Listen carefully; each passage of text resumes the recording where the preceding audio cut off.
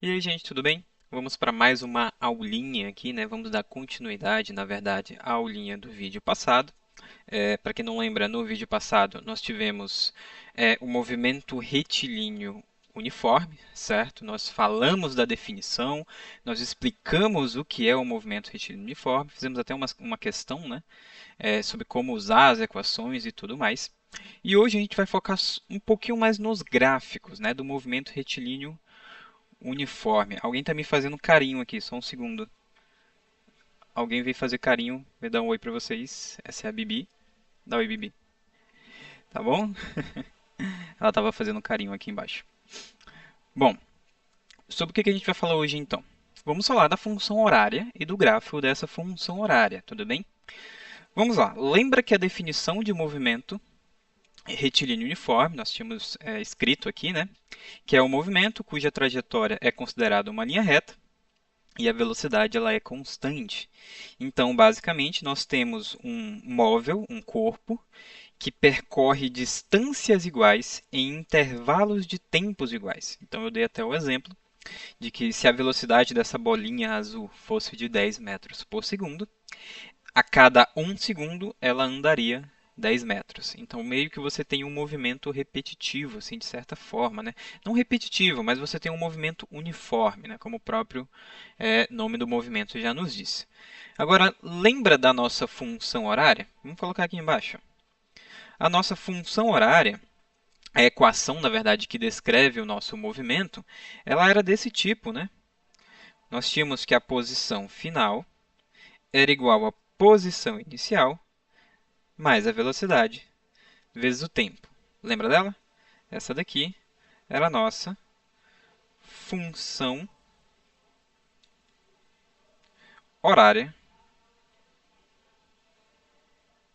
da posição. Tudo bem? Essa função basicamente me dizia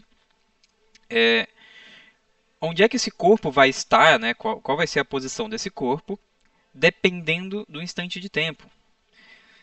E, claro, também dependendo da velocidade que esse corpo está, né, basicamente. Percebam o seguinte, um detalhe interessante que eu até comentei na última aula. Essa é uma função conhecida, é uma expressão conhecida. Vocês lembram qual é essa expressão? Vamos lembrar lá das aulas de matemática. Essa expressão não lembra uma função lá na matemática bastante conhecida por ser uma reta? Nesse caso, uma f de x igual a x mais b? Lembra o nome dela? Essa é uma função do primeiro grau.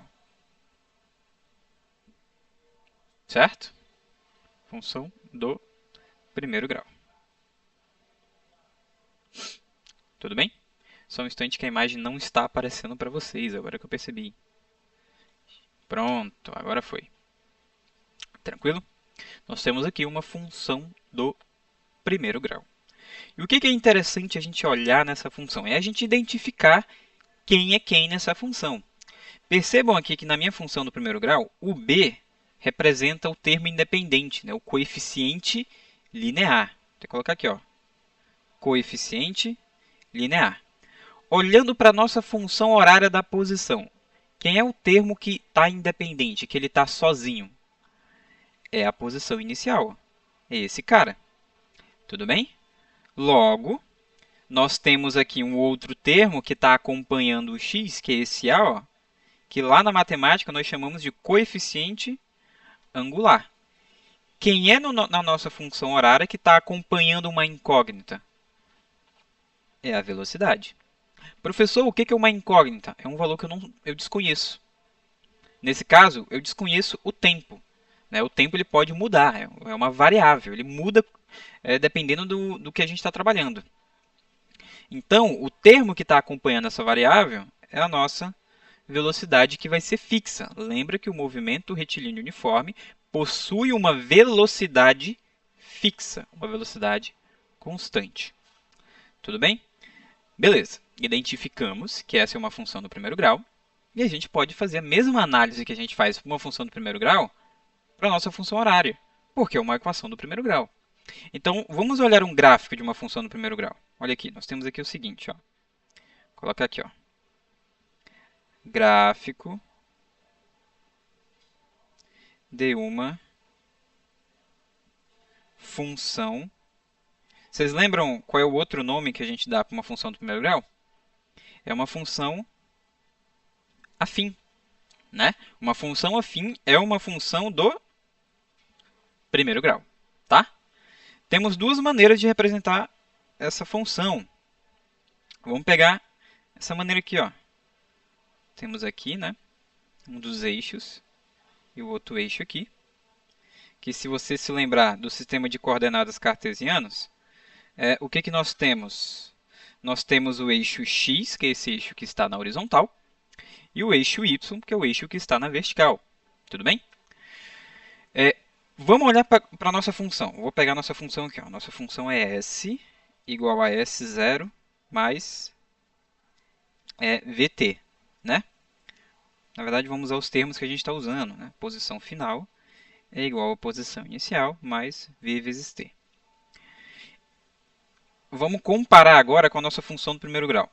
O nosso f de x é a mesma coisa que y. Né? Então, vamos colocar aqui. Ó, f de x é igual, vou colocar termo independente embaixo de termo independente, nesse caso vou colocar o b primeiro, mais o nosso a vezes x, tá? Só coloquei para representar um padrãozinho, tá?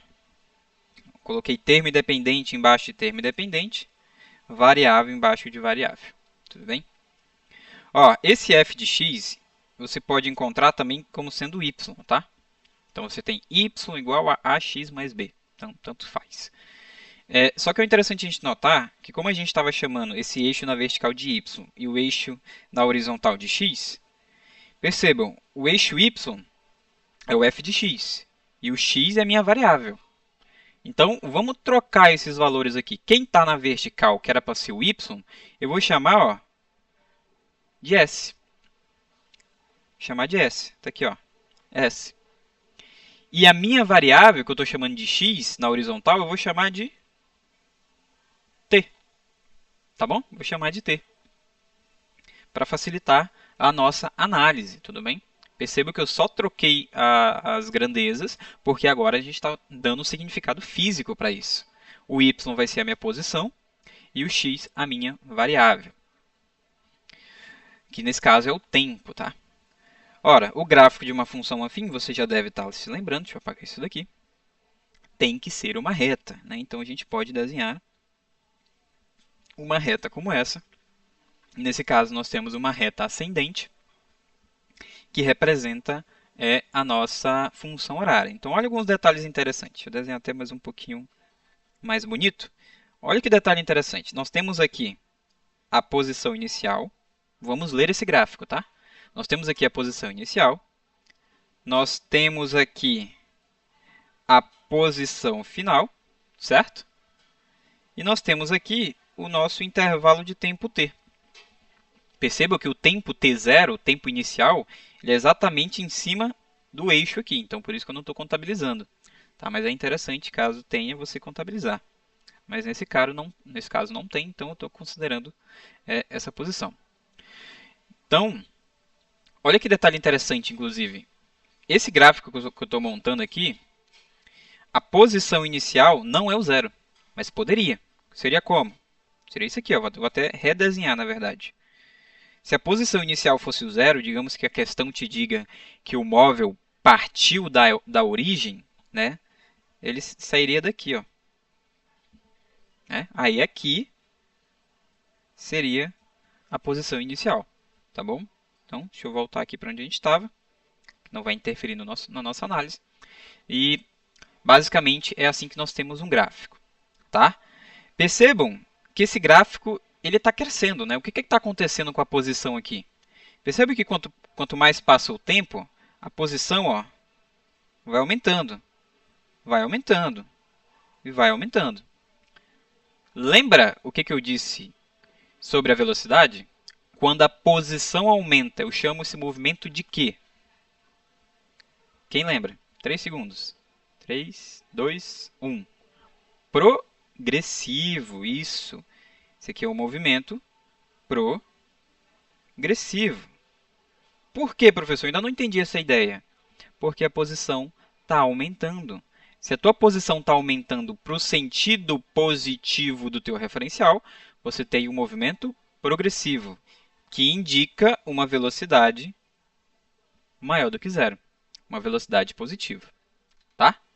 Professor, então como é que eu vou calcular essa velocidade só usando esse gráfico? Esse é um detalhe interessante, porque muitas questões não vão te dar essa velocidade, principalmente no vestibular. Como é que você vai calcular essa velocidade somente com um gráfico desse aqui? Ora, nós temos uma observação bastante interessante para fazer aqui. Perceba o que esse gráfico me fornece. Esse gráfico me fornece duas coisas. Ó. Uma coisa bastante interessante, na verdade. Percebam, deixa eu só redesenhar ele aqui embaixo, tá? Para eu não ter que apagar esse que eu fiz. Vou redesenhar ele aqui embaixo, tá bom? Nós temos essa informação aí. Ó, tá aqui o nosso gráfico. Pronto. Deixa eu apagar isso aqui, isso aqui, isso aqui. Pronto. Olha que detalhe interessante nós temos aqui. Como é que eu vou determinar a velocidade só utilizando o gráfico? Eu vou lembrar do seguinte. Como é que eu determino velocidade? Não é ΔS por ΔT? Lembra dessa definição. Velocidade é a rapidez com que a posição muda. Então, é o deslocamento pelo tempo. Tá? Onde é que eu posso encontrar esse ΔS? Ora, bem aqui. Ó. Faz um traço aqui. Ó. O que é isso daqui? Isso daqui não é posição final menos posição inicial? Esse tamanho não é posição final menos posição inicial? Olha isso daqui. Isso daqui não é tempo final menos tempo inicial? Quando você analisa o eixo de tempo? Espera. Então, eu consigo encontrar essa velocidade. Basta eu analisar esses dois catetos do meu triângulo. Perceba que eu tenho um triângulo aqui. Estou desenhando ele aqui. Ó. Eu tenho um triângulo aqui, com dois catetos. Um cateto eu acabei de chamar de ΔS, e o outro cateto eu acabei de chamar de ΔT. Certo? Lembra lá da matemática, das propriedades do triângulo retângulo. Não tem um ângulo aqui, ó? Chama esse ângulo de θ. A tangente desse ângulo θ não seria o cateto oposto sobre o cateto adjacente? Lembra lá das propriedades do triângulo retângulo. Quem é o cateto oposto desse triângulo? Ora, o cateto oposto é esse cara bem aqui, ó. É o ΔS. O que significa oposto? Ele está oposto ao ângulo, certo? O que seria o cateto adjacente? Ele está do ladinho. Então, ele está bem aqui, ó. Adjacente. Olha que interessante. Então, a tangente de θ é igual ao cateto oposto, que eu sei que é o ΔS, que é igual, dividido no caso, pelo cateto adjacente, que é o ΔT. Pera, ΔS sobre ΔT é quem? É a velocidade. Olha que descoberta, senhores e senhoras. Olha que descoberta fenomenal. Nós temos aqui uma relação que a gente trabalha lá na matemática com a física. A tangente desse ângulo formado aqui pela nossa reta é igual à velocidade. E não faz sentido isso, já que é ΔS sobre ΔT? Então perceba que você pode fazer essa ligação na hora da prova. Tá bom? Você pode fazer essa ligação na hora da prova. Digamos que você tem uma questão em que ele te dá somente a angulação e não te dá a variação de posição nem de tempo. Entendeu? Você pode brincar com essas informações. Tá? E isso é interessante porque você tem um valor positivo aqui na hora de calcular esse ângulo. Tá? Às vezes você nem precisa saber que ângulo é esse. Sabe? Contanto que você saiba enxergar essa diferença de posição e essa diferença de tempo, você vai encontrar a nossa velocidade. Tranquilo? Bom, se é assim que a gente trabalha com gráfico, vamos então fazer alguns exercícios sobre esse tópico. Tá? Vou pegar alguns aqui e eu já volto. Olha esse exercício aqui, que interessante. O gráfico da função horária, S é igual a VT, do movimento uniforme de um móvel, é dado a seguir. Pode-se afirmar que o móvel tem velocidade constante em metros por segundo igual a quanto? Ó, ele me deu um gráfico basicamente com aquele que a gente estava trabalhando, né? Só que o que a gente tem que analisar na hora de montar a nossa velocidade? Velocidade é ΔS por ΔT. Como é que eu vou enxergar isso no gráfico? Olha aqui. Você tem um gráfico de posição por tempo, tá vendo? E ele é um gráfico em linha reta ascendente, né? Ele está subindo, a posição está aumentando. Onde é que eu vou encontrar a mudança de posição? Aqui, ó. Quanto é que é essa mudança de posição? Ele vai de 0 até 2, né? Então aqui o ΔS é 2. Beleza, e o intervalo de tempo, professor? Está aqui, ó. A gente vai para o eixo do tempo. Vai de 0 até 8 segundos. Então o ΔT é de 8 segundos. Agora a gente substitui aqui. Você tem que o ΔS é 2, o tempo é 8. Você pode simplificar isso aqui se você quiser. Você simplifica aqui em cima por 2 e aqui embaixo por 2. Você tem 2 dividido para 2 é 1. 8 dividido para 2 é 4, né? E 1 sobre 4 é a mesma coisa que 0,25 metros por segundo. Temos, então, a alternativa letra E. Tá? Professor, mas e aquele negócio da tangente? Funciona também. Olha aqui, você não tem um ângulo aqui, ó? Um ângulo θ aqui? A tangente de θ é igual ao cateto oposto dividido pelo cateto adjacente. Quem é o cateto oposto aqui? 2. Quem é o cateto adjacente? 8. Realizando essa divisão, você sabe que isso daqui é igual a velocidade. Vai dar, então, 0,25 metros por segundo. Tá? Como é que a gente vai classificar esse movimento também? Ele não pediu, né? Mas e se ele pedisse? Isso daqui é progressivo ou retrógrado? Professor, a posição está aumentando. Então, esse movimento aqui, ó, ele é do tipo progressivo. Por quê? Porque a posição está aumentando para o sentido positivo. Certo, gente? Vamos para mais uma questão aqui. Vamos lá. Vamos lá. Olha essa questão aqui que é interessante. Um pouquinho mais complicada, mas vamos lá que vocês vão ver que nem é tão complicada assim. O móvel ele se desloca sobre uma reta conforme o diagrama a seguir. O instante em que a posição do móvel é mais 20 metros é qual? Ó, o que ele quer descobrir? Ele quer descobrir a posição S, posição final, né? Igual a mais 20 metros. Professor, por que ele colocou esse mais aí? Olha no nosso gráfico que ele me deu. Esse gráfico, ele desce um pouco mais, né? Ele desce para os negativos. O que significa isso? Significa que você tem aqui num movimento retilíneo, né, digamos aqui o x, a origem desse movimento, o zero, é aqui, digamos 0 metros, e esse corpo, esse móvel, ele iniciou o movimento aqui, ó, menos 30 metros. Então, ele iniciou atrás do referencial, atrás da origem do referencial. Tudo bem? Então, eu quero descobrir quanto tempo vai demorar para ele chegar na posição 20 metros, né, que é uma posição já positiva. Professor, como é que eu vou determinar isso daí? Tá difícil agora. Nem tanto, porque você já conhece a solução desses problemas. E qual é a solução? É você pensar na função horária. Lembra qual é o objetivo da função horária? É te dizer a posição de um corpo com o passar do tempo. Vamos lembrar da função horária do movimento retilíneo uniforme. S final, né? É igual a S inicial mais a velocidade vezes o tempo. Beleza, professor. Eu sei a posição inicial. Ó, eu sei quanto é que vale a posição inicial. Quanto é que vale, professor? Vale menos 30. Eu sei quanto é que vale a posição final. A questão me deu, ó, vale 20. E eu quero descobrir o tempo. Quem que está faltando nessa minha expressão para eu descobrir o tempo? Professor, está faltando velocidade.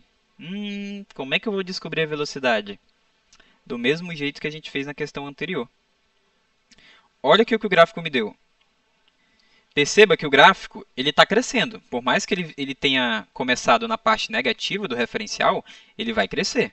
Ó, ele vai crescer ó, até lá em cima. Tá bom?